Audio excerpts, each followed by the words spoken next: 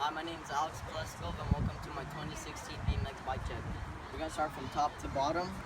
Starting from top, I have ODI Super Soft grips with ODI bar ends. My bars are Odyssey. The stem is a Fit Bikeco. The headset is a Odyssey headset. The forks are Odyssey as well. Our front wheel is a Mission Starwolf female hub. Complete. The tire is a Fit TA. The hub guard is a G Sport hub guard. The peg is a Shadow Conspiracy. The frame is a Fit Conway 2. And then my pedals are RC Twisted PCs. The cranks are Fit Bikeco stock. The sprocket is a Stolen. The chain is a Primo half link.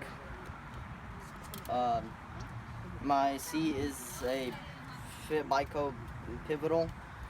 The seat post is a stock regular seat post. This tire is a Fit Tia as well.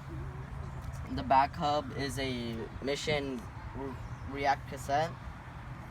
The hub guard is a G Sport as well, and a Shadow Conspiracy peg. Thank you for watching, and see you guys next time.